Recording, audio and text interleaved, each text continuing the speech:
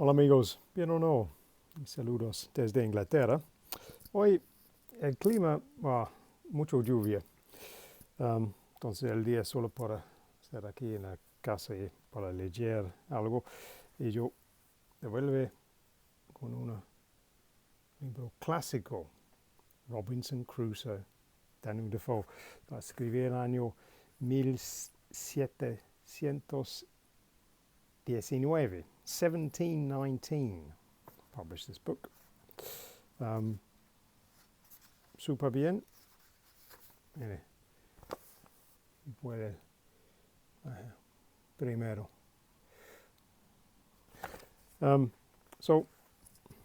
Hoy yo voy a compartir un poquito de este libro con ustedes, solo porque con esto ustedes pueden escuchar el voz con este tiempo, porque es escribir en un estilo casi que en este caso Robinson Crusoe está diciendo su historia en el primera persona. Ese es como la gente en este tiempo van a hablar, un poco distinto. Hello again from England, where the weather today really has been truly awful. It's been raining, windy all day, so not much else to do. Catch up on some of the reading. I was catching up on reading this book, something I've been meaning to read for a long while. I'm going to share it with you today because this gives you an idea of the type of language, the type of English that was commonly used in this case 1719, so some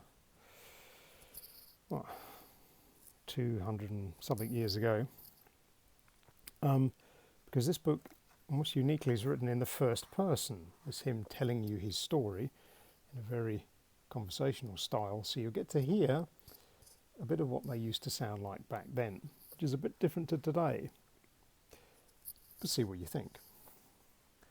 We'll start at the beginning. The life and adventures of Robinson Crusoe.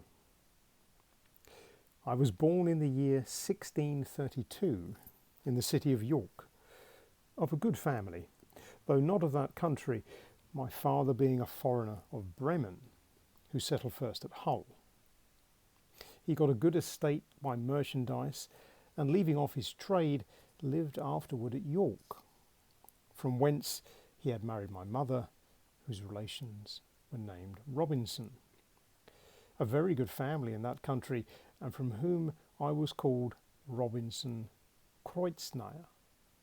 But by the usual corruption of words in English, we are now called, nay, we call ourselves, and write our name Crusoe, and so my companions always called me.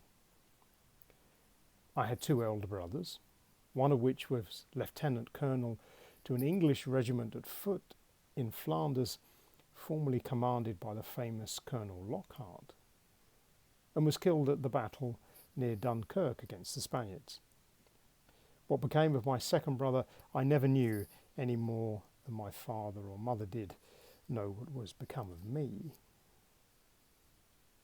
Being the third son of the family, and not bred to any trade, my head began to be filled very early with rambling thoughts.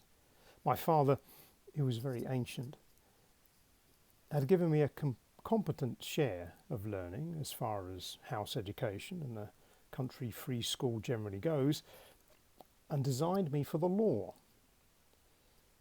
But I would be satisfied with nothing but going to sea, and my inclination to this led me so strongly against the will, nay, the commands of my father, and against all the entreaties and persuasions of my mother and other friends, that there seemed to be something fatal in that propension of nature tending directly to the life of misery which was to befall me.